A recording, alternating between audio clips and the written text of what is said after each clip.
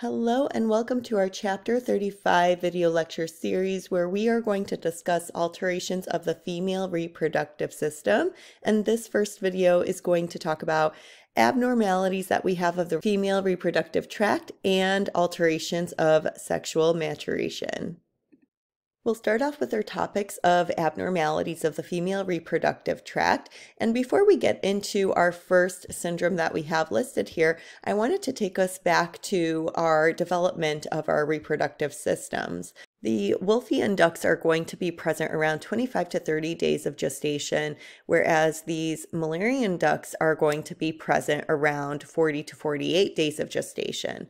And so right around 8.5 weeks of gestation, we'll see that if the fetus is determined to be of the classic male reproductive organs, we are going to see that the Müllerian ducts are going to regress at about 8.5 weeks of gestation, and we will start to develop things like the epididymis, our seminal vesicle, the vas deferens, and ejaculatory ducts, and this process will be completed as far as development around 12 weeks. Now, if the fetus is going to be a female, we are going to then regress the Wolffian ducts, and this starts to take place around 10 to 11 weeks. And we will start to form fallopian tubes and the uterus down over here and the upper portion of the vagina. And the cervix will be recognizable around this stage as well. So with that in mind, we need some androgen receptors here to help with this biological action. And it's not only these reproductive organs that are going to have, or tissues rather at that point, that have these androgen receptors. We're also going to have these androgen receptors, or ARs we can call them, on bone, muscle, and adipose tissue, structures within our cardiovascular system, immune system, and so on. But of course, we're focusing on the reproductive system here. And when we do have a genetic mutation of these androgen receptors, it can allow androgen insensitivity syndrome to take place. This is when we have a disorder of hormone resistance due to that mutation, and it is an X-linked recessive pattern condition. So, what the ARs typically do is allow for our cells to respond to androgens such as testosterone. So of course, if we are having a mutation, they're not able to bind properly and we become insensitive to it. So it may result in a female phenotype or both male and female development, despite having a male genotype of XY. And so our testes may be producing a normal concentration of the androgens like testosterone, but we are unable to respond to it. And so you could see some of the physical changes that would take place with this type of syndrome. This image down here in particular is showing us the different grades of the syndrome that could take place. For instance, someone with grade 1 would be a patient that has the mildest form of androgen insensitivity. So you could see that external genitalia is pretty masculine and developed. And this seems to be the more common form. And this is also a common cause of male infertility. And within these cases, they may also experience breast enlargement at puberty. If someone is of grade 3, we have that patient showing us more ambiguity as far as the genitalia. Now, beyond grade 3, we do start to see that external genitalia develop more into a female-like genitalia. And so we would categorize these patients as partial androgen insensitivity, which is also called Riefenstein syndrome.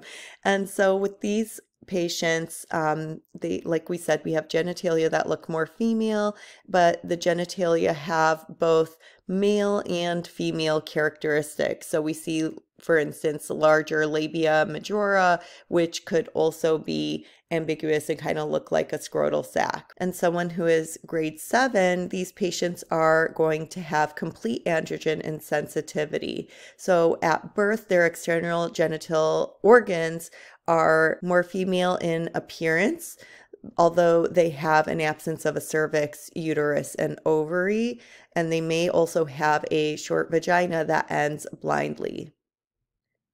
Our next topic are uterine abnormalities. And like we said, we are going to have those two ducts present. And then once we see that we don't get that male hormone, then we're going to develop the female reproductive structures. And so the Müllerian ducts are going to kind of come together at the bottom here and fuse in order to form the uterus. And about 5% of our general female population has some type of uterine abnormality. And most of this is going to stem from abnormal cell migration within these Müllerian ducts that is going to serve as a key moment in fetal development. Like we said, we'll have fusion of the paramesonephric ducts, and we'll see that the distal portions of this will form our two fallopian tubes or uterine tubes. This, unfortunately, is rarely diagnosed until someone has difficulty getting pregnant or carrying that fetus to term. And we could diagnose this by using an ultrasound, whether they're pregnant or not, or with MRI. Now, this image over here is showing us what, of course, a normally developed uterus looks like. We then can see some malformations in which we can develop a double uterus. And sometimes this can present with a double vagina, which we could see over here. That would be termed a lower genital tract abnormality. And then we also have an instance where there's a single vagina, but there are two uteri present. And then we have a bicornate uterus in which we have one cervix, but we have almost two bodies of the uterus present. Or we could develop a midline septum within one uterus that may be present, or we have a unicornulate uterus in which we don't develop the other side of the fallopian tube and may not have a ovary present. I put this image in as well just to kind of go back to this double uterus and double vagina stage. There may also be a vaginal septum that gets added in. So this may present issues, for instance, when a woman has their menses of shedding of that, and then essentially that tissue and that blood has nowhere to go. So we might develop some issues there. As far as treatment, some of these abnormalities can be corrected surgically. Now let's shift gears and talk about alterations of sexual maturation. Normal puberty is going to be the development of the secondary sex characteristics, including the development of the breasts, growth of body hair, especially in the underarm or pubic areas. There's a widening of the hips, and their voice may also deepen. They will also grow rapidly and have the ability to reproduce. And as far as when puberty onsets, it is multifactorial, meaning that we have a genetic and environmental factors that are at play, but typically we see this taking place between 8 and 13 years of age. And of course, there are a variety of either congenital or endocrine disorders that can disrupt the timing of puberty, and these disorders could cause either that puberty onset to be too late or too early, which is what we're going to talk about next. So let's first discuss delayed or absent puberty. This means that we have delayed puberty in about 2% of children that are living within North America. And of course, with that delay, they are not going to develop their secondary sex characteristics.